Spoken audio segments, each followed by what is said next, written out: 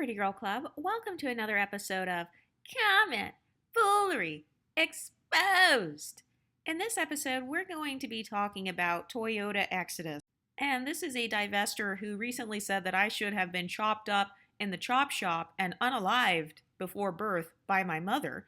So I find it interesting that I am supposedly an unambiguous dark-skinned black woman, but then we have Lexus Exodus who is supporting black femicide. So if all of us Exoticals are just regular, unambiguous, dark-skinned black women, why is no one calling out Lexus Exodus supporting black femicide for saying that I should have been chopped up and unalived? But let's go ahead and talk about this comment. She says, "Now that you said that, I remember now one of my biggest bullies in grade school was a mixed race girl. In hindsight, I guess she hated me because she was abandoned by her father and raised by a beluga whale mother, and I had a loving mother and black father in my life.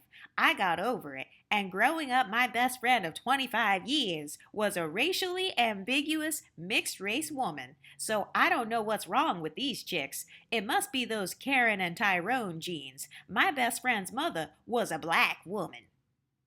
So I find it interesting that Lexus Exodus and her followers, they essentially said that us Exoticals are throwing a tantrum and that we need to just get over it because we're in our 30s talking about things that happened when we were in grade school. But in this comment right here, she's talking about how her bully in grade school was a mixed race girl. So why is it okay for black women to talk about being bullied by mixed people, but it's not okay for mixed people to talk about being bullied by black people? So do you see what I mean? How they can dish it out, but they can't take it back? It's okay for the Exoticals to be the villain in their stories, but it's not okay for them to be the villain in our stories.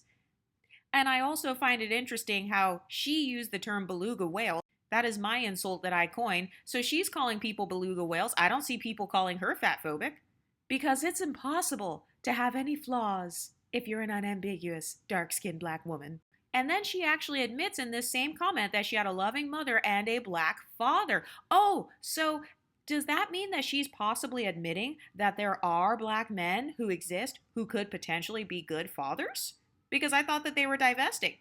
And this is why I say a lot of them, they're not actually divesting because they know that there are black men that they're attracted to, but a lot of them just didn't get picked or whatever. You know, they weren't their type's type.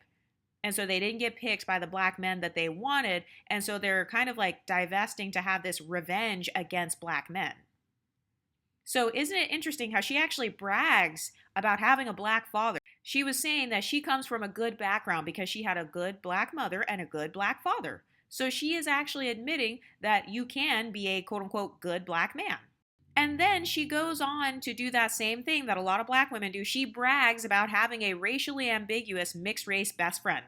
So isn't it hilarious how black women, they'll try to humble you and they'll be like, well, my daughter is mixed. Well, my cousin is mixed. Well, my best friend, she's mixed anyway. And she looks better than you. And she's lighter than you. And she's racially ambiguous. And it's like, this proves that they still put mixed race people on a pedestal, because notice how when she's in the midst of insulting Exoticals, she still cannot help but to approximate herself to mixed race women by commenting randomly and saying, oh, I had a best friend of 25 years and she's a mixed race woman. What does that have to do with anything, Lexus? It has nothing to do with it. So this is proof that deep down inside, not only does Lexus Exodus still pedestalize mixed race people, but she also admits that there are good black men.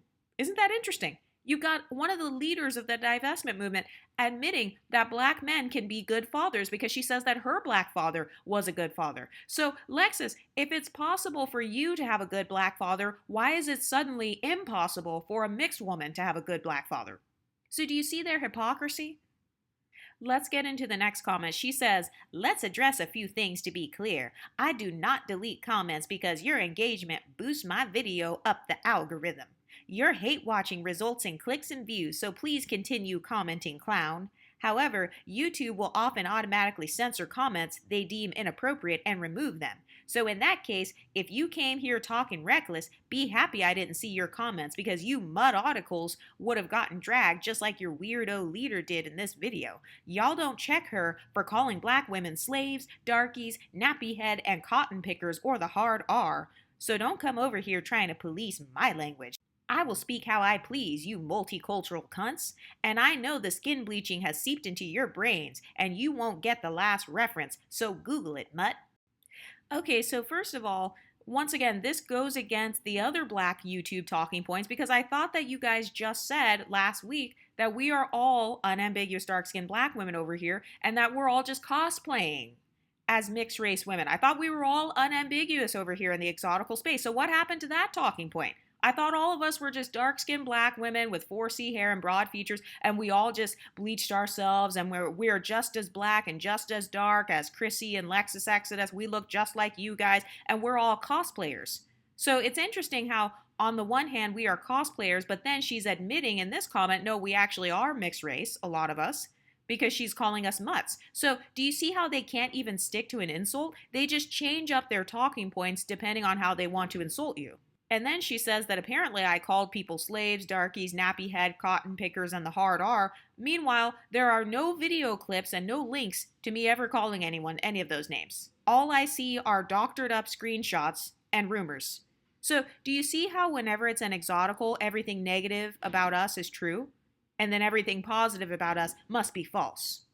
And then she tells us not to police her language, but she just tried to police our language because she accused us of calling people slaves and darkies, and we didn't call them that. But it's like, even if some of the exoticals did do name calling, why is it that you can police our language, Lexus Exodus, but we can't police yours? So once again, do you see the hypocrisy? They can dish it out, but they can't take it back, just like I said. Because if they perceive you as having more social power, your insults will hit different. Your insults are more powerful than someone who is beneath you socially. And when I say beneath you socially, what I mean is this is how a lot of these women perceive themselves. We just exposed Lexus Exodus trying to approximate herself to both black men by talking about her black father and mixed women. So that means that she pedestalizes both of those groups. She just exposed herself for pedestalizing black men and black fathers and mixed women because she bragged about having a mixed friend and she bragged about having a black father. And now she's telling us that we can't police her language, yet she gets to police ours. And then she's accusing us of being skin bleachers, saying that, we're all skin bleachers that have seeped into our brains. But once again, if we are all just unambiguous black women who are just skin bleachers, then how are we mutts? Which one is it? Are we dark-skinned black people who are bleachers, or are we mixed race women, or are we actual light-skinned women? So do you see how they can't even stick to one insult? Anyway, what do you ladies think?